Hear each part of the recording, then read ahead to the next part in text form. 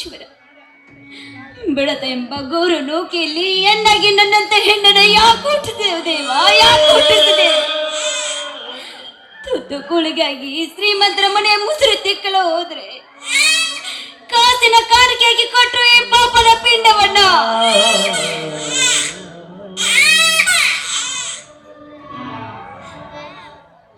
ಅಳಬೇಡ, ಅಳಬೇಡ. ನಾನು ಈ ಕಂದನ್ನ ಏನ್ ಮಾಡ್ಲಿ? ನಿಂತ ಜಾಗದಲ್ಲಿ ಕತ್ತಿ ಹುಚ್ಚಿಗೆ ಕೊಂದು ಬಿಡ್ಲ? ಇಲ್ಲ, ಈ ನಡುದಾರಿಯಲ್ಲಿ ನನ್ನ ಕಂದನನ್ನ ಬಿಸಾಕಿ ಹೋಗ್ಲ? ಏನು ಮಾಡ್ಲಿ ದೇವ, ನಾನೇನು ಮಾಡ್ಲಿ? ಅಳಬೇಡು. ಈ ನಿನ್ನ ಅಳವಿನ ಕೂಗಕ್ಕೆ ಇದ್ರೆ ಹೆತ್ತ ತಾಯ ಕತ್ತೆ ಕತ್ತರಿಸಿದಂತಾಗುತ್ತೋ, ಕತ್ತರಿಸಿದಂತಾಗುತ್ತೆ. ನಿನ್ನನ್ನ ಸಾಕೋಕ್ಕಾಗದ? ನಾನೊಬ್ಬಳು ನಿರ್ಗತಿಕ ತಾಯಿ ಕಣೋ, ನಾನೊಂದು ನಿರ್ಗತಿಕ ತಾಯಿ. ಕಂದ, ಮೋಸದಿಂದ ನಿನ್ನನ್ನು ನನ್ನ ಹೊಟ್ಟೆಯಲ್ಲಿ ಬೆಳೆಸಿ ಈ ಸಮಾಜಕ್ಕೆ ತಂದ ಕೆಟ್ಟ ಹುಳುಗಳನ್ನ ಮೆಟ್ಟಿಸಿರುವ ಗಂಡ ಹುಲಿ ನೀನಾಗ್ಬೇಕು, ಗಂಡ ಹುಲಿ ನೀನಾಗ್ಬೇಕು. ಧರ್ಮವೇ ದೇವರು ಅಂತ ನಡೆಯುವ ಧರ್ಮವಂತರ ಕೈಯಲ್ಲಿ ನೀನಾದ್ರೂ ಸಿಕ್ಕರೆ ಅಧರ್ಮದ ದಾರಿಯಲ್ಲಿ ತುಳಿದಿರುವ ಕೆಟ್ಟ ಹುಳು ರಾಕ್ಷಸರನ್ನ ಮೆಟ್ಟಿಸಿಡಿ ಸಾಕಿದ ತಂದೆಗೆ ಒಳ್ಳೆ ಮಗನಾಗಿ ನೀನು ಬಾಳು, ಸಾಕಿದ ತಂದೆಗೆ ಒಳ್ಳೆ ಮಗನಾಗಿ ಬಾಳು. ದಯವಿಟ್ಟು ಈ ಪಾಪಿ ತಾಯಿನ ಕ್ಷಮಿಸಿ ಬಿಡು, ದಯವಿಟ್ಟು ಕ್ಷಮಿಸಿ ಬಿಡು.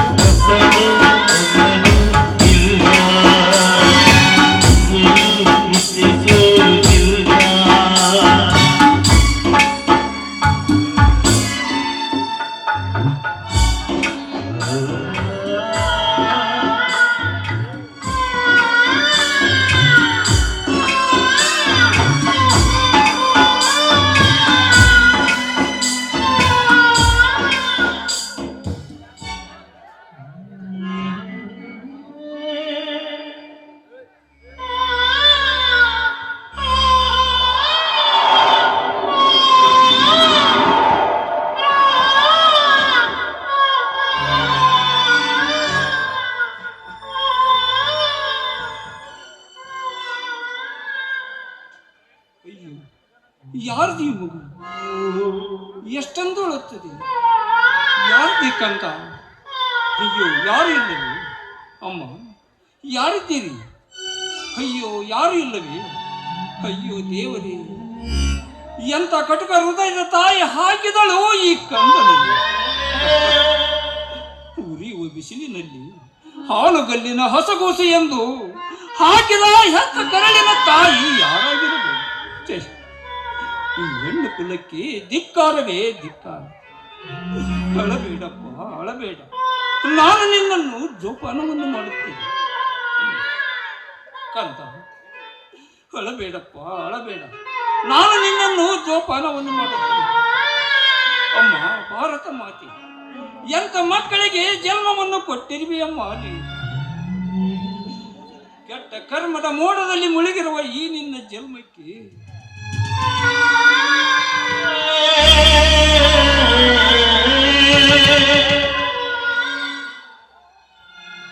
ಕೆಟ್ಟ ಕರ್ಮದ ಮೋಡದಲ್ಲಿ ಮುಳುಗಿರುವ ಈ ನಿನ್ನ ಜನ್ಮಕ್ಕೆ ನನ್ನ ಧರ್ಮದ ತೊಟ್ಟಿಲದೊಳು ಹಾಕಿ ತೂಗಿ ನಿನ್ನನ್ನು ಧರ್ಮದ ಹುಲಿಯನ್ನಾಗಿ ಮಾಡುತ್ತೀನಿ. ವೀರ ಕೇಸರಿ ತರ ನಿನ್ನನ್ನು ಸಾಕಿ ದುಷ್ಟರ ಪಾಲಿಗೆ ನಿನ್ನನ್ನು ಗಂಡನನ್ನಾಗಿ ಮಾಡುತ್ತೇನೆ, ಗಂಡನನ್ನಾಗಿ ಮಾಡುತ್ತೇನೆ. ಇಂದಿನಿಂದ ಈ ಶಿವಪ್ಪನ ಸಾಕು ಮಗ ಅಲ್ಲಪ್ಪ ನೀನು.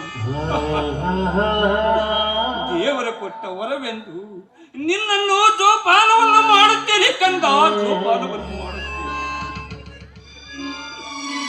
ಇಂದಿನಿಂದ ಈ ಶಿವಪ್ಪನ ಮಗ ಸಾಕು ಮಗಲ್ಲಪ್ಪ ನೀನು. ಆ ದೇವರ ಕೊಟ್ಟ ವರವೆಂದು ನಿನ್ನನ್ನು ಜೋಪಾನವನ್ನು ಮಾಡುತ್ತೇನೆ.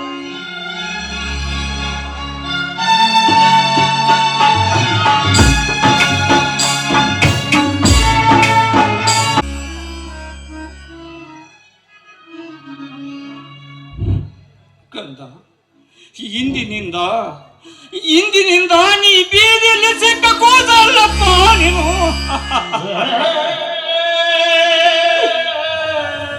ಆ ದೇವರ ವರವೆಂದು ನಿನ್ನನ್ನು ಇಂಥ ಕೆಟ್ಟ ಸಮಾಜದಲ್ಲಿ ಸಿಕ್ಕು ಹುಟ್ಟಿದ ನಿನಗೆ ನಾನು ಕಲಿಯುಗದ ರಾಮನಾಗಿ ರಮೇಶನ ನಾಮಕರಣವನ್ನು ಮಾಡಿ ಬೆಳೆಸುತ್ತೇನೆ.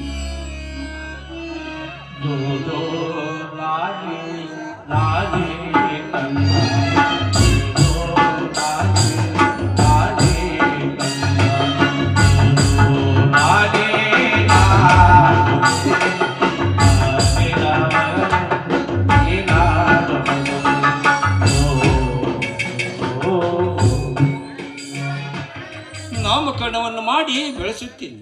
ರಮೇಶ ರಮೇಶ ರಮೇಶ.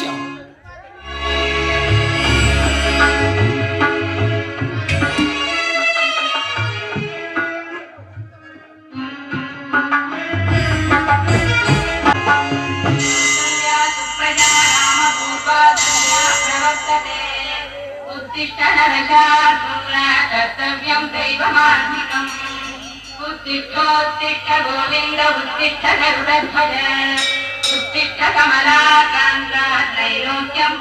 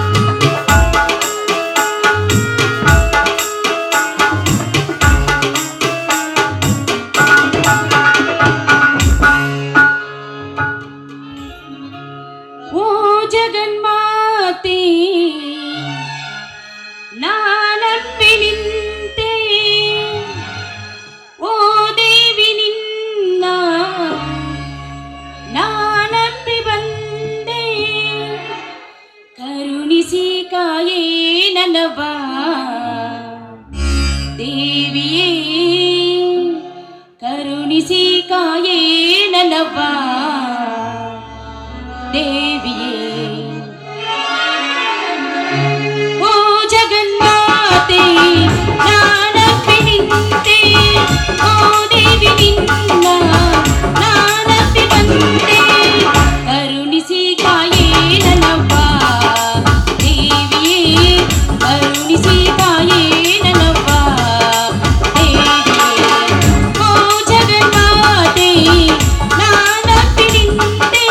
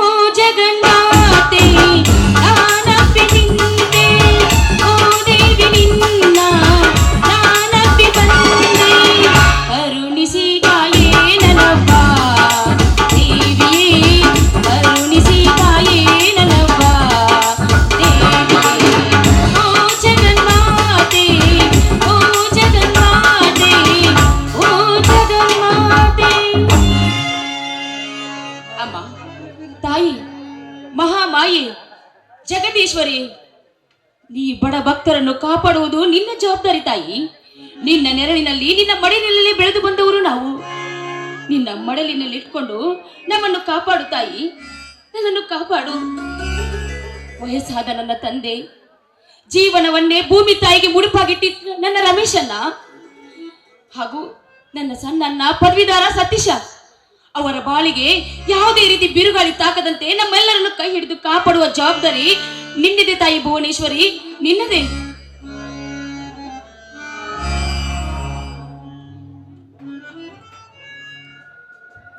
ಮಗಳೇ ಸವಿತಾ, ಇನ್ನೂ ದೇವರ ಪೂಜಾ ಮುಗಿದಿಲ್ಲವೇನಮ್ಮ? ಮುಗಿದು ಬನ್ನಿ ಅಪ್ಪಾಜಿ, ಪ್ರಸಾದ ತೆಗೆದುಕೊಳ್ಳುವರಂತೆ.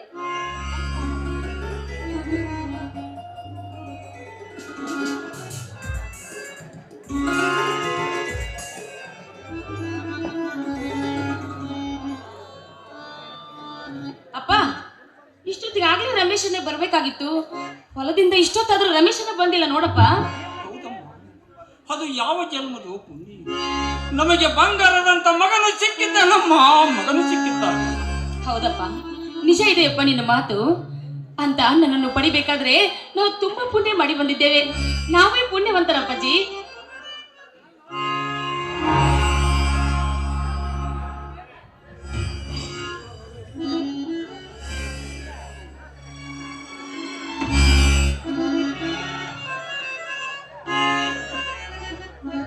ತಂಗಿ, ಯಾರಿಗಮ್ಮ ಪುಣ್ಯದ ಮಾತು ಆಡುತ್ತಿರುವೆ? ಮತ್ಯಾರಿಗಣ್ಣ, ನಿನ್ನಂತ ಮುದ್ದನನ್ನು ಪಡೆದಿದ್ದೇನಲ್ಲ ಅಣ್ಣನನ್ನು, ಅದೇ ನನ್ನ ಪುಣ್ಯ ಅಂತ ಹೇಳ್ತಾ ಇದ್ದೆ. ನಡಿಯಣ್ಣ, ಆ ತಾಯಿಗೆ ನಮಸ್ಕರಿಸಿ ಪ್ರಸಾದ ತೆಗೆದುಕೊಳ್ಳುವಂತೆ.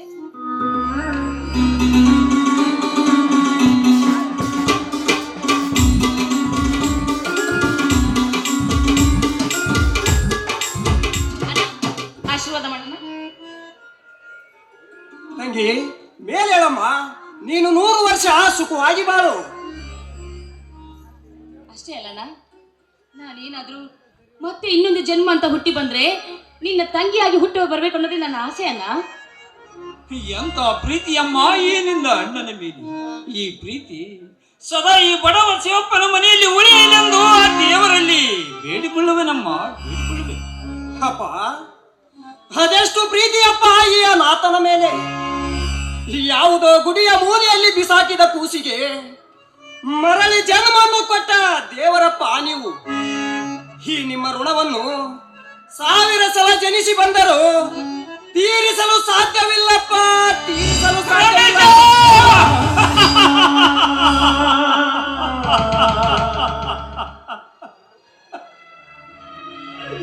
ರಮೇಶ, ಅಪ್ಪ, ರಮೇಶ, ಇನ್ನೊಂದು ಸಾರಿ ಮಾತನ್ನು ಮಾತನಾಡಿದರೆ ನನ್ನ ಹಣೆಗಿರುವುದಪ್ಪ. ಅಪ್ಪ, ಹೌದಪ್ಪ, ಹೌದು, ನಿಜವಾಗಲೂ ಆ ದೇವಿಯ ಸಾಕ್ಷಿಯಾಗಿ ಹೇಳುತ್ತಿರುವಿನಪ್ಪ. ಹೌದು, ನೀವು ನನ್ನ ಪಾಲಿನ ದೇವರಪ್ಪ, ದೇವರು. ರಕ್ತ ಸಂಬಂಧವಿಲ್ಲದ ಸತೀಶನನ್ನು ನಿನ್ನ ಸ್ವಂತ ತಮ್ಮನಿಗಿಂತ ಹೆಚ್ಚಾಗಿ ನೋಡಿದೆ. ನಿನ್ನ ಜೀವನವನ್ನು ತೆಗೆದು ಅವನನ್ನು ವಿದ್ಯಾವಂತವನನ್ನಾಗಿ ಮಾಡಿದ. ಅಪ್ಪ, ಅದು ನನ್ನ ಕರ್ತವ್ಯವಪ್ಪ. ನನ್ನ ತಮ್ಮ ಎಲ್ಲರೂ ನೋಡುವ ಹಾಗೆ ದೊಡ್ಡ ಸಾಹೇಬ ಆಗಬೇಕು. ಅಪ್ಪ, ಅವನಿಗೆ ಅದೆಷ್ಟೇ ಹಣ ಖರ್ಚಾದರೂ ಸರಿ, ನನ್ನ ಪ್ರಾಣ ಒತ್ತಿ ಇಟ್ಟಾದರೂ ಅವನನ್ನು ಓದಿಸುತ್ತೇನೆ. ಅಪ್ಪ, ಹಾ, ಮರೆತೇ ಬಿಟ್ಟಿದ್ದೆ, ಈ ವರ್ಷದ ಹತ್ತಿಯ ಹಣ 10,000 ಬಂದಿದೆ. ಈಗಲೇ ಹೋಗಿ ಆ ಸ್ವಚ್ಛನ ಶ್ರೀಮಂತ ಧರ್ಮರಾಜನಿಗೆ ಹಣ ಕೊಟ್ಟು ನಮ್ಮ ಹೊಲದ ಒತ್ತಿ ಪತ್ರವನ್ನು ತೆಗೆದುಕೊಂಡು ಬನ್ನಿ ಅಪ್ಪ. ಅಪ್ಪ, ತೆಗೆದುಕೊಳ್ಳಿ ಅಪ್ಪ ಈ ಹಣವನ್ನು. ಹೌದಪ್ಪ, ಹೌದು, ಈ ಹಣದಿಂದಲೇ ಆ ಸೊಕ್ಕಿನ ಶ್ರೀಮಂತರ ಹಣವು ಮುಟ್ಟಿದರೆ ಸಾಕು. ಆದರೆ ಮುಂದೆ ಆ ಸೊಕ್ಕಿನ ಶ್ರೀಮಂತರ ಸಹವಾಸವನ್ನು ಎಂದು ಮಾಡಬೇಡಿರಪ್ಪ, ಮಾಡಬೇಡಿ. ಅಂತವರ ಸಹವಾಸವೆಂದರೆ ಪದರಿನೋಳು ಬೆಂಕಿ ಇದ್ದ ಹಾಗೆ. ಹೌದಲ್ಲ, ಅಪ್ಪ ಹೇಳ್ತಾ ಇರೋ ಮಾತು ನಿಜ ಇದೆ. ಮೊದಲೇ ಅವರು ದುಷ್ಟರು. ದುಷ್ಟ ಜನರಿಂದ ದೂರ ಇರೋದೇ ಒಳ್ಳೇದನ್ನ. ತಂಗಿ, ಆಯ್ತಮ್ಮ, ನಾನು ಬಯಸುವುದು ಅದೇ. ಆ ದುಷ್ಟ ಸೂಳ ಮಕ್ಕಳಿಂದ ನಾವು ಪಡಬಾರದ ಕಷ್ಟವನ್ನು ಪಟ್ಟಿದ್ದೇವೆ. ಅದರ ಪರಿಹಾರ ಈಗ ಬಂದಿದೆ. ತಂಗಿ, ಈ ಹಣ ಕೊಟ್ಟ ಮೇಲೆ ನೋಡು ಆ ಶ್ರೀಮಂತರ ಆಟವನ್ನು. ಇಲ್ಲಿ ಶಿವಪ್ಪ ಎನ್ನುವರು ಯಾರು? ನಾವೇ ಸರ್. ನಿಮಗೆ ಒಂದು ಕಾಗದ ಬಂದಿದೆ, ತೆಗೆದುಕೊಳ್ಳಿ. Okay sir. ಶಿವಪ್ಪನವರೇ, ಸಹಿ ಮಾಡ್ತೀರೇನೆ ಹೆಬ್ಬಟ್ಟ? ಸಹಿ ಮಾಡ್ತೇವೆ ಸರ್.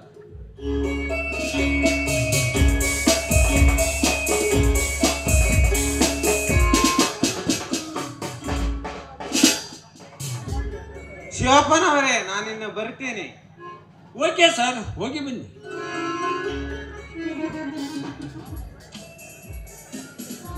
ರಮೇಶ, ರಮೇಶ, ಅಪ್ಪ,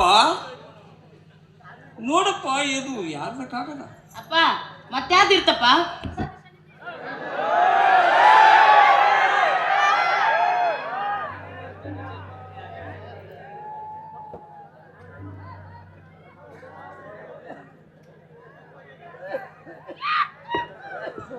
ಅಪ್ಪ ಮತ್ಯಾರ್ದಿರ್ತಪ್ಪ? ಸತೀಶ್ ಅಲ್ಲಿಂದ ಇರ್ಬೇಕು. ಮತ್ತೇನಂತ ಪತ್ರ ಬರೆದಿರ್ತಾನೆ, ಹಣ ಕೊಟ್ಟು ಕಳಿಸಿ, ಹಣ ಖಾಲಿ ಆಗಿದೆ ಅಂತ ಅಂದಿರ್ತಾನೆ. ಏನೇನೋ ತೊಂದ್ರೆ ಅವನಿಗೇನ್ ಗೊತ್ತಾಗ್ಬೇಕು? ತಂಗಿ, ಹಾಗನ್ನಬಾರದಮ್ಮ. ಅವನು ನನ್ನ ತಮ್ಮ. ಅವನು ಓದಿದರೆ ಅಷ್ಟೇ ಸಾಕು. ತಂಗಿ ಸವಿತಾ, ನೋಡಮ್ಮ ಏನು ಬರೆದಿದ್ದಾನೆ ಅಂತ.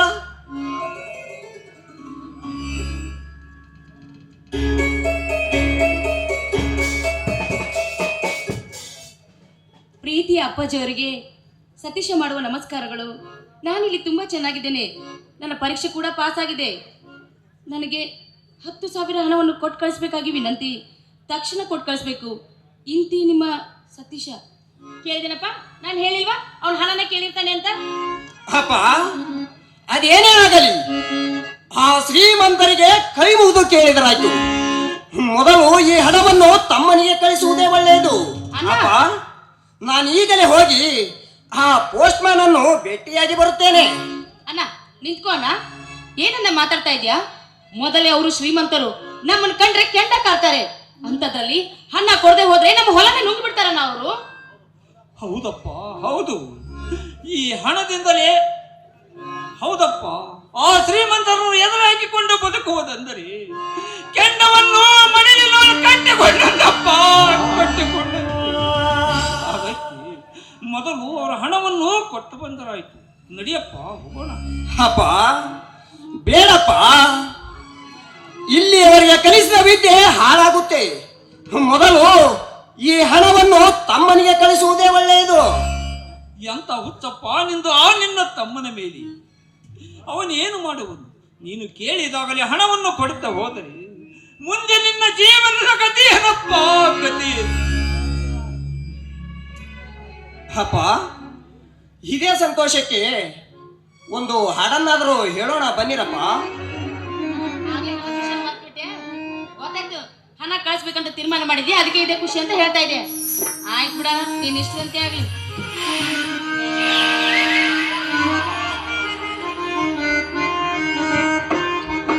ಎಂದೆಂದು ನಮಗಿರಲಿ ಶುಭ ದಿನ, ಶುಭ ದಿನ.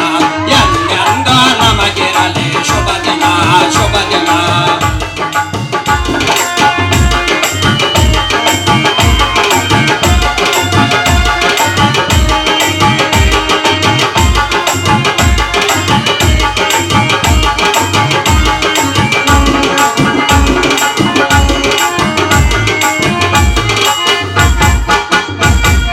ನಮ್ಮ ಮನೆಯ ನಗು ನಗುತ್ತಾ ಇರಲಿ,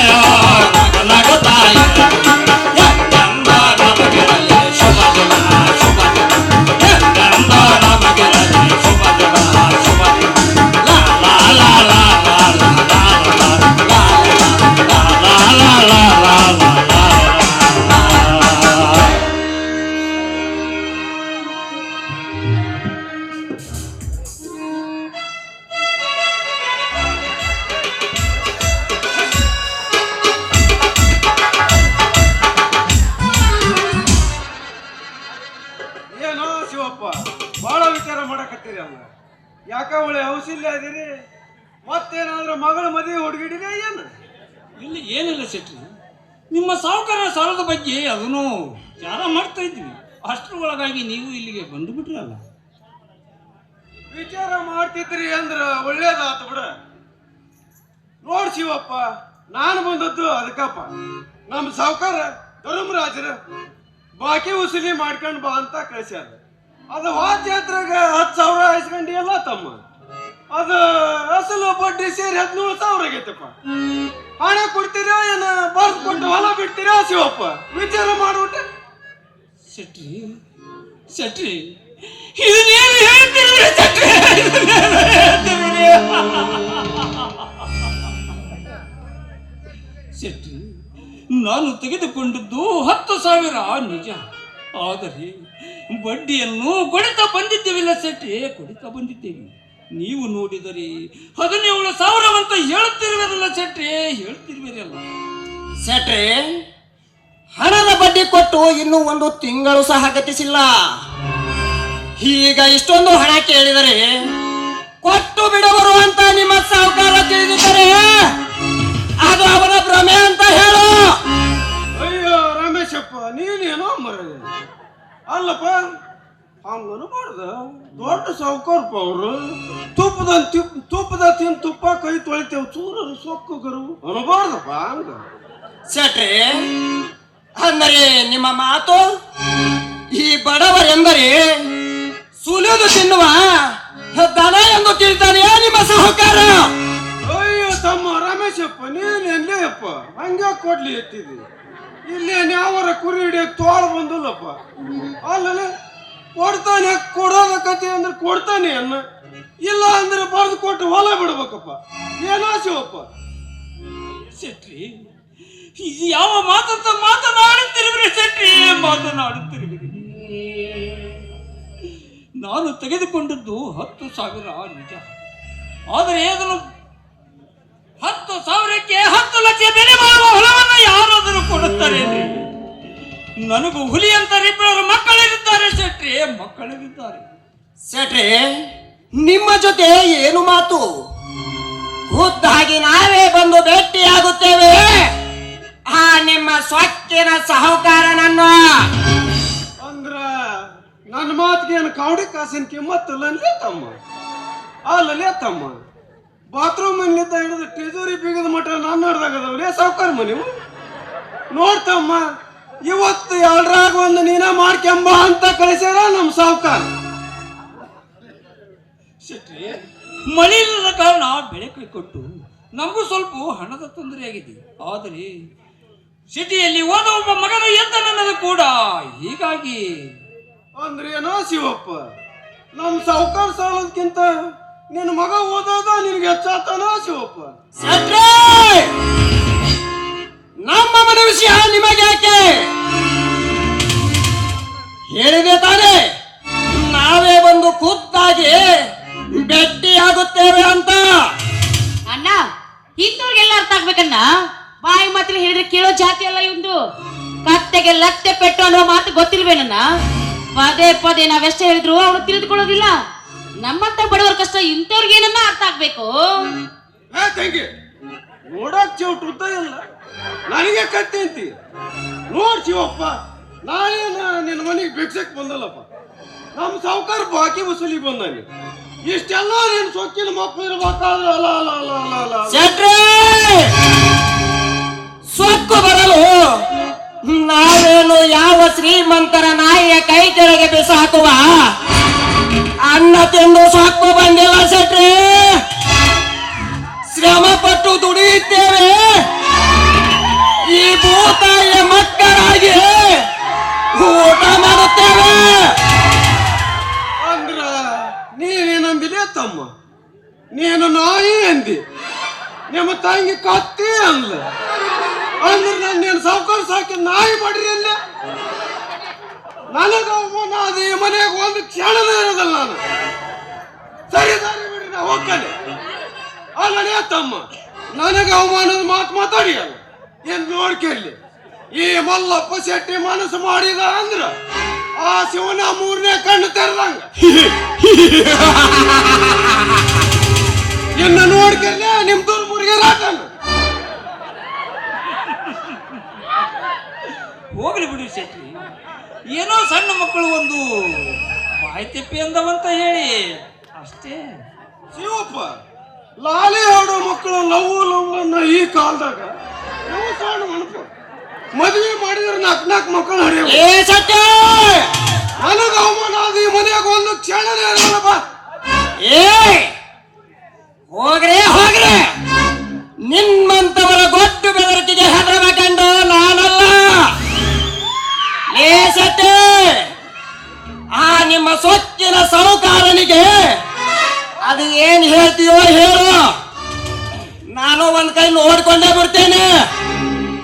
ಲೇ ತಮ್ಮ, ನಾನು ಮಲ್ಲಪ್ಪ ಶೆಟ್ಟಿ ಅಂದ್ರ ಹಿಂದ ಕಿತ್ತೂರು ಹಾಳು ಮಾಡಿದ್ನಲ್ಲ ಮಲ್ಲಪ್ಪ ಶೆಟ್ಟಿ. ನಾವು ರಪ್ಪ ಕಾಸ ನಮ್ ದೊಡ್ಡಪ್ಪನ ಮಗ ಅಂದ್ರ ನಾನು ಅವ್ರ ತಮ್ಮ. ನನ್ನ ಎದುರು ಹಾಕ್ಯನದ ಅಷ್ಟ, ನೀವು ಮನೆ ನೀವು ಬೆಂಕಿ ಇಟ್ಕೊಳದ ಅಷ್ಟ.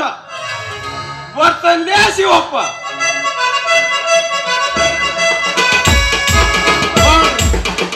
ಬಾಳ್ರಿ ನೂರಾಗ ಬರ್ತಲ್ಲಿ.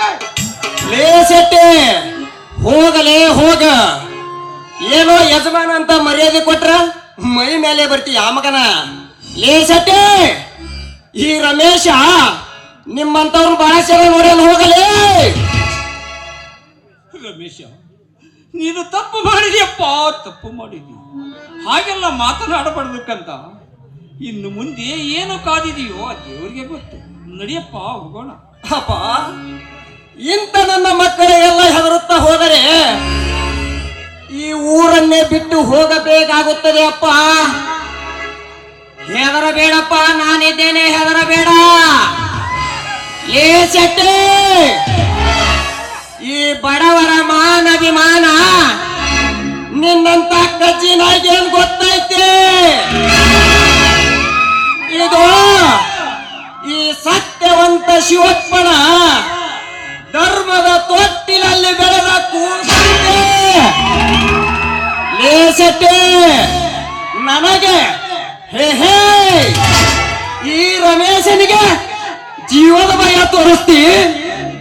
ಲೇ ಶೆಟ್ಟಿ, ಐದ್ರೆ ಮಗನ ನನಗೆ ಬೆಳಕಾಯದ್ರಾಗ. ಅಪ್ಪ ಬನ್ನಿ ಅಪ್ಪ, ಹೋಗೋಣ.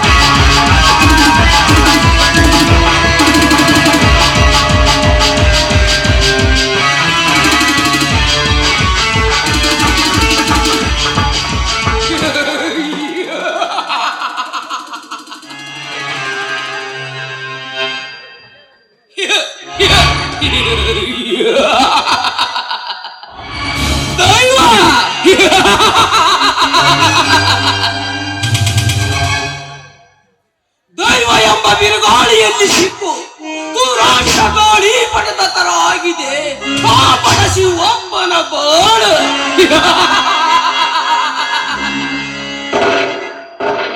ಬಡತನದ ಬೇಗುದಿಯಲ್ಲಿ ಬೆಳೆದ ಬಂಗಾರದ ಜಿಂಕೆ ಆ ಪಡಸಿ ಒಬ್ಬನ ಮಗಳು ಸವಿತಾ.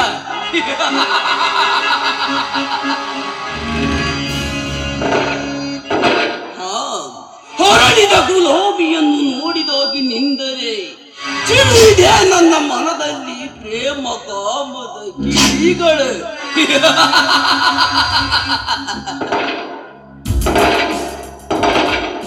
ಸವಿತಾ, ನೀನು ಈ ಶ್ರೀಮಂತ ದೊಡ್ಡರಾಜನಿಗೆ ಒಲೆದು ಬಂದರೆ ಬಂಗಾರವಾಗುವುದು ನಿನ್ನ ಬಾಳು. ಒಂದು ವೇಳೆ ನನಗೆ ಎದುರಾದರೆ ನಿನ್ನ ಬಾಳು ಬೀರುಗೋಳಿಯೋಗಿ ಬರೆದ ನಿನ್ನ ಹಣೆಯ ಬರಹದಲ್ಲಿ ಕೆಟ್ಟಾಗಿ ಕಾಡದೆ ಬಿಡವನಲ್ಲ ಈ ದಂಡ್ರ.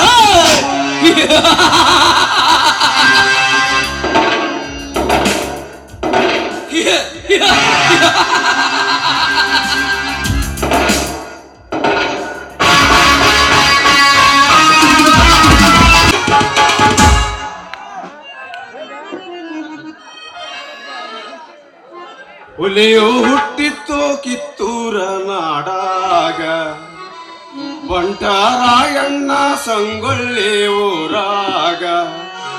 ಹುಲಿಯು ಹುಟ್ಟಿತ್ತು ಕಿತ್ತೂರ ನಾಡಾಗ, ಬಂಟರಾಯಣ್ಣ ಸಂಗೊಳ್ಳಿ ಊರಾಗ.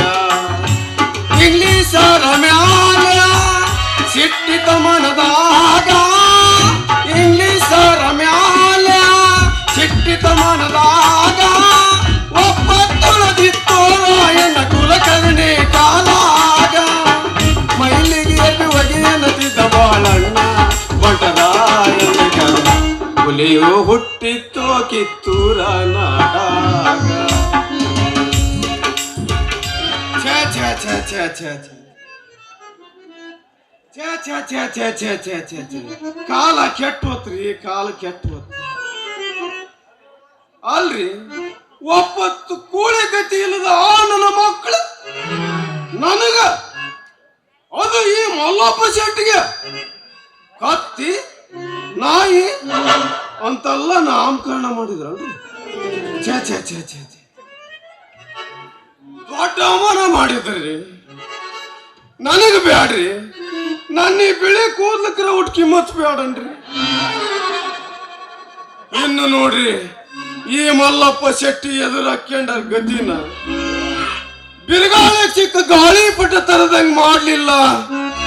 ನನ್ನ ಹೆಸರು ಮಲ್ಲಪ್ಪ ಶೆಟ್ಟಿನ ಅಲ್ರಿ. ಲೇ ಸೀವ್ಯ, ಮಗನ ಸೀವ್ಯ, ಎಲ್ಲೇ ಬೀದಾಗ ಬಿದ್ದು ಕೂಸು ಕಟ್ಗೆಂದು ಮೆರಿತೀಯಲ್ಲ ಮಗನ. ಮೇರಿಲೆ ಮೇರಿಲೆ, ನಿನಗೊಂದು ಗತಿ ಕಾಣಿಸ್ತಲ್ಲೇ ಮಗನ.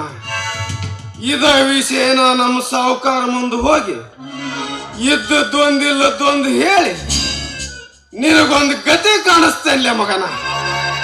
ಹತ್ತರಿನ ಬೆಂಕಿ ಶುರುವಾತಲೆ ಶಿವಪ್ಪ ಅಕ್ರ ಅಂತಿ.